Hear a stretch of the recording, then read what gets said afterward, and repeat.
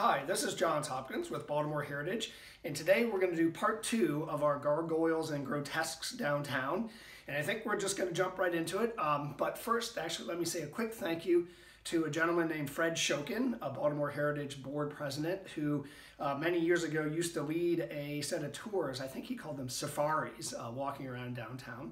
And a woman named Laura Holter, who a number of years ago worked with us as an intern and basically developed a walking tour of our own that we will get back to doing when we can. All right, so let's jump downtown to Lombard and South Street. And I bet a number of us have been zipping, heading westward on Lombard Street, and you know the building called the China Room. It's actually the Merchants and Farmers and Merchants National Bank building. And if you go slowly, and especially if you're not driving, but if you go slowly, or better, get out and walk, take a look up at the top. And around the top are a number of lions looking down at all of us passing by. Lions were a particularly common animal to put on buildings, both in ancient times and today. Their manes were the color of the sun, so what better way to ward off evil spirits? Remember that from yesterday, I guess.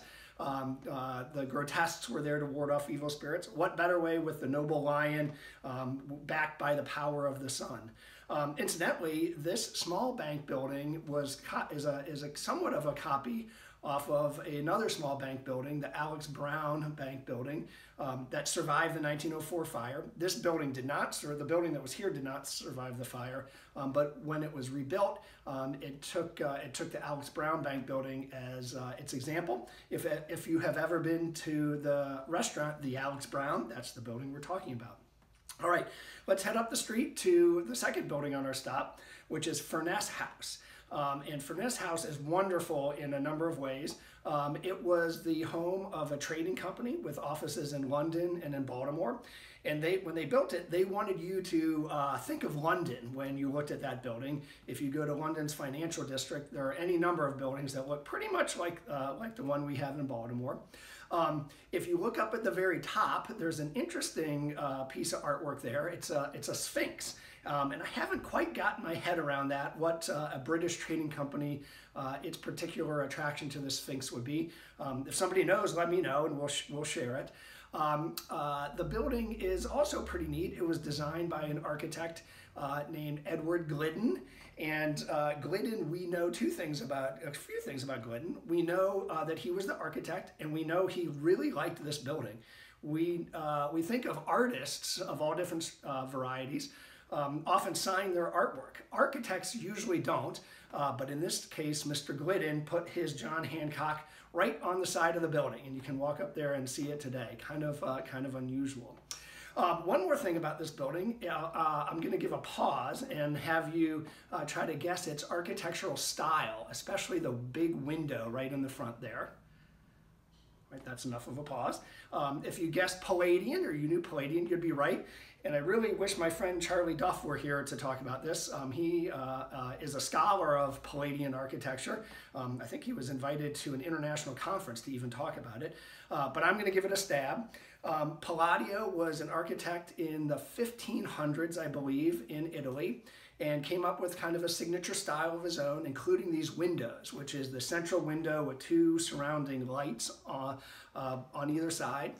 And that was really fine, and a lot of Italians benefited from it in the 1500s. And then he was kind of forgotten until maybe about the 1700s. And in the 1700s, young British gentlemen would be doing their grand tour of Europe, stopping at the different capitals. And they got to know Palladio's work and went back to England and started copying it in their summer homes and in their townhomes. And it became quite popular. One of the reasons for its popularity was that before Palladian architecture took off, the English style was often Baroque, and it had the disadvantage to these young guns in England of being pretty similar to French Baroque and Spanish Baroque, and those were papist countries. So this was a way to both be avant in your architecture, but also be particularly British, never minding that it came from an architect sitting squarely in Catholic Italy. Never mind that. All right, we're going to turn the corner here and go down Redwood Street, a couple buildings, and talk about our last building, and that's the Vickers building, or many of you may know it as Werner's Restaurant. I guess I bet a lot of you have actually eaten there. If you haven't and you want to see what the inside looks like, you can watch a couple movies. Tin Man, I think, was filmed partly there. The Wire had a number of scenes there, so pretty popular in Hollywood. What makes this building pretty neat from our statuary standpoint is if you look up, you can see some lions on top of the bay windows staring down at us. Yet more lions, definitely popular in Baltimore. And I'll conclude with one story about the bay windows. And if you look at the bay windows and you think of, you look at them, you say, those kind of look like baby bays. You know, they're not full-grown bay windows. And that, at least in part, is because of the 1904 fire. The fire spread as hot embers were carried by the wind from building to building, and the temperature was so hot that the glass windows in a lot of buildings popped out, just shattered.